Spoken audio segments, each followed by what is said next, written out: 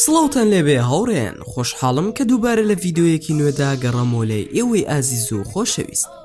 مرۆڤەکان بە کۆمەڵە قەبارە و شێوازێکی جیاواز پەیدا دەبن.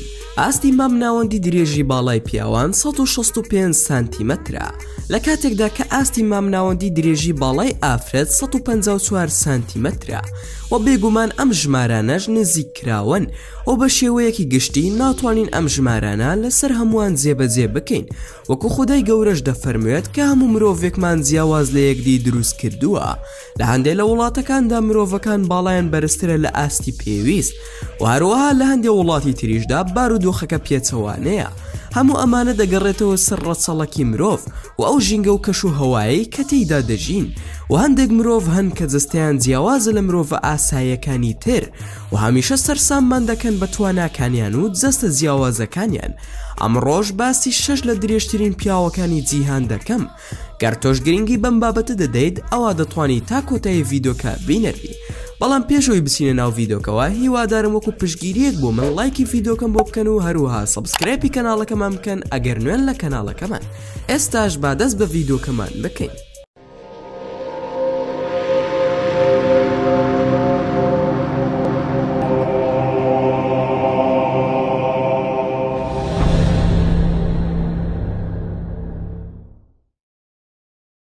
یەکەم سوڵتان کۆزان لە ساڵی 1982 لە شارۆچکەی مەردان لە تورکیا لەدایک بووە.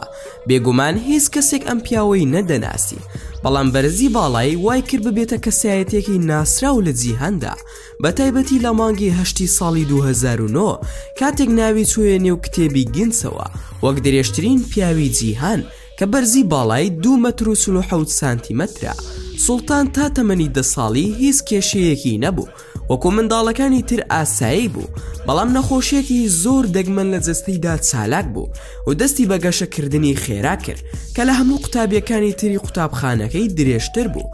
تەنانەت ئەوانەی کە تەمەنیشان لەو گەورەتر بوو باڵایان نەدەگەشتاو و بۆ ماوەیەک جەستەی لە گەشەکردن وەستا و هەستی بە باشتر بوون دەکرد و بوو بە یاریزانی تۆپی باسکە، بەڵام دواتر دووبارە جەستەی دەستی کردەوە بە گەشەکردن و وای لێهات کە نەی دەتوانی بە شێوەیەکی ئاسایی بڕوات، بەڵام خۆشبەختانە دکتۆرەکان توانیان ئەم گەشەکردنەی بوەستێنن. سوڵتان نەیتوانیوە قوتابخانە تەواو بکات و بخوێنێ، ئەویش بەهۆی باڵا بەرزەکەیەوە کە چەندین کێشەی بۆ دروست کردووە و نەیتوانیوە خەونەکانی بەدی بهێنێ. بەڵام دوو جار ناوی چۆتە کتێبی گینسەوە، جارێکیان بەهۆی بەرزی باڵای و جارێکیان بەهۆی دەستە گەورەکانی کە خاوەنی گەورەترین 2 دەستە لە جیهاندا. دووەم ئیگۆر کۆڤیناسکی. خێزانی ئیگۆر لە ئۆکرانیاوە چوون بەرەو ئەمریکا کاتێک تەمەنی ئیگۆر تەنها 6 ساڵ بوو، بەڵام لەو تەمەنەدا بەرزی باڵای 1 مەتر و 8 سانتیم بوو و خێزانەکەی بە هیوای ئەوە هاتوونەتە ئەمریکا کە پزیشکەکان بتوانن نەخۆشیەکەی دیاری بکەن و بێگومان نەخۆشیەکەی دۆزرایەوە کە نەخۆشیەکە بریتی بوو لە گرەیەک لە مێشکیدا و ببووە هۆی ئەوەی کە مێشکی هۆرمۆنی گەشەکردن بە بەردەوامی بڕژێنێتە ناو خوێن و جستەی کە بە شێوەیەکی بەردەوام گەشە بکە و تا ئێستاش جستی ئیگۆر بەردەوامە لە گەشەکردن و زۆر کێشەی بۆ دروست کردووە و لە ئێستادا بەرزی باڵای 2 مەتر و 35 سانتیمەترە. ئیگۆر کێشی بەردەوامی هەیە لەگەڵ جل و بەرگ و پێڵاودا، چونکە دەبێت بە شێوەیەکی تایبەت بۆی دروست بکرێ. سەرڕای ئەوەش ناوبانگێکی زۆری پەیا کردووە، تەنانەت بەشداری چەند فیلمێک و چەندین ڕێکلامی کردووە و بۆ ماوەیەک ئەندام بوو لە تیپی میوزکی ئۆکرانی و نازناوی درێژترین کەسی هەیە لە ویلایەتە یەکگرتووەکانی ئەمریکادا و ئەم نەخۆشیەی نەبۆتە ڕێگر لە ڕووی فێربوون و خوێندندا. سێم ڕۆبێرتاس بۆبرۆسک. باوکی ڕۆبێرتاس کە یاریزانی یانەی ڕۆما بووە دەستی کردووە بە ڕاهێنان بە کوڕەکەی کاتێک تەمەنی تەنها 5 ساڵ بووە و لە تەمەنی 12 ساڵیدا ڕۆبێرتاس باڵای لە باوکی بەرزتر بوو کە بۆ سەرچاوی ژمارەیەکی زۆر تاقیکردنەوە و شیکردنەوە و پزیشکەکان بێگومان بوون کە ئەو منداڵە کێشەیەکی هۆرمۆنی زۆر گەورەی هەیە، بەڵام دوای لێکۆڵینەوە و پشکنینی زیاتر دەرکەوت کە تەنها بۆ ماوەیە وای لە ڕۆبێرتۆس کردووە بەم شێوەیە درێژ بێ، چونکە بەرزی باڵای باوکی 216 سانتیمەترە و دایکیشی 183 سانتیمەترە و لە تەمەنی 14 ساڵیدا گەشتی کرد بەرەو ئیتالیا بۆ ڕاهێنان.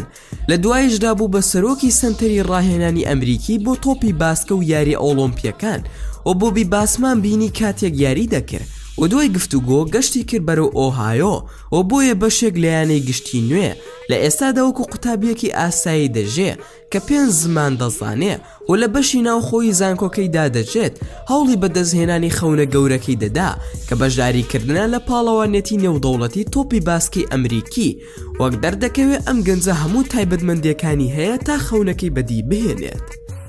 چوارەم ئیبراهیم تێکیڵە.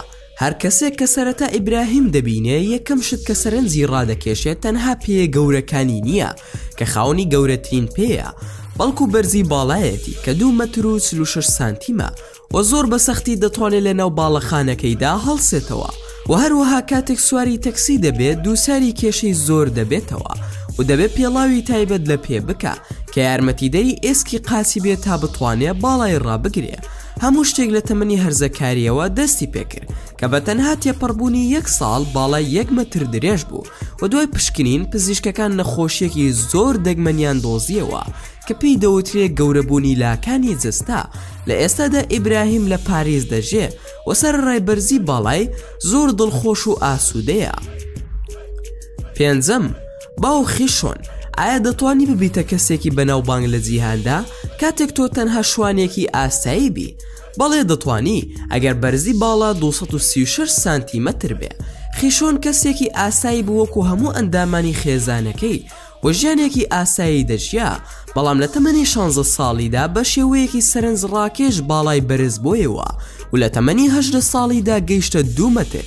خیشۆن ویستی سوود لە بەرزی باڵای ببینێت و چوێ نێویانی تۆپی باسکەوە بەڵام نەیتوانی بەردەوام بێ چونکە ڕۆماتیزمی هەبوو و لە تەمەنی 23 ساڵیدا جەستی لە گەورە بوون وەستا و لە تەمەنی 40 ساڵیدا بوو بە دەرگاوانی چێشخانەیەک تا ساڵی 2005. دواتر باو خیشۆن ناوی چۆ نێو کتێبی گینس بۆ باڵا بەرزترین پیاوی جیهان.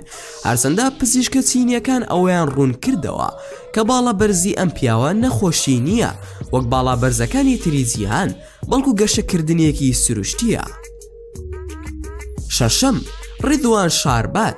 لە شارۆچکەی تونسی ڕاسابێڵ پرسیار لە هەر کەسێک بکەی دەتوانێت بتگەێنێتە لای ڕیدوان چونکە کەسێکی ناسرا و بەناوبانگی وڵاتەکەیەتی بەهۆی بەرزی باڵایەوە کە دەگاتە 2 مەتر و 36 سانتیمەتر و کێشی 190 کیلۆیە. ماوەیەک ڕیدوان خەریکی یاری تۆپی باسکە بوو بەڵام جەستەی هەر بەردەوام بوو لە گەشەکردن و کێشی بۆ دروست دەکرد لە جوڵەی خێرا و لە ناکەودا.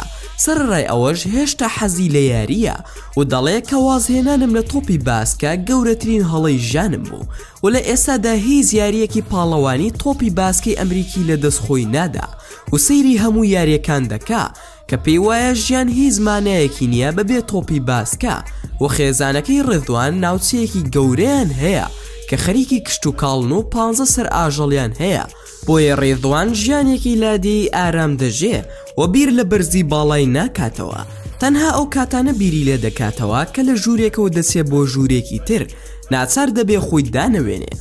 کەم لەم پیاوانە سەرنجی تۆی ڕاکێشە ئەوە لە کۆمنتی ئەم ڤیدۆیەدا بۆمانی بنووسن و زۆر سوپاستان دەکەم بۆ تەماشاکردنی ڤیدۆکەم. ئەگەر ڤیدۆکەمتان بەدڵ بوو ئەوە هەر ئێستا لایکی ئەم ڤیدۆیم بۆ بکەن و هەروەها شێریشی بکەن لەگەڵ هاوڕێکانتاندا و لە بیرشتان نەچێ ئەگەر ئەتانەوێ هەمیشە بابەتی ناوازە لە کەناڵەکەی من ببینن ئەوە هەر ئێستا سەبسکرایبی کەناڵەکەم کەن و هەروها زەنگۆڵی تەنیشتی سەبسکرایبەکەش چالاک بکەن و لە بیرشتان نەچێ هەڕەخنەیەک یاخود پێشنیارێک یاخود بیرۆکەی ڤیدۆیەکتان بۆ کەناڵەکەی من هەیە ئەوە هەموویم لە کۆمنتی ئەم ڤیدۆیەدا بۆ بنووسن و ئینشاءالله بە زووترین کات وڵامتان دەدەمەوە و دووبارە و سێبارە سوپاستان دەکەم بۆ تەماشاکردنی ڤیدۆکەم تا ڤیدۆیەکی تر و تا کاتێکی تر هەر شاد و بەختەوەر بن و خواتان لەگەڵ بێت و ئامانەتی خوا بن.